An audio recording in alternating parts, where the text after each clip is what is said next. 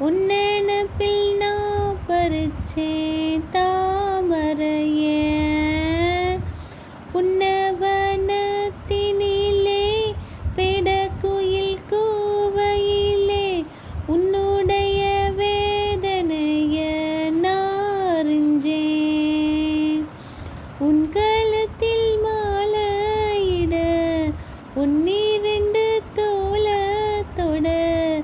என்னத்தவோ செஞ்சேனோ ஏ மாமா வண்ணக்கிளி கைய தொட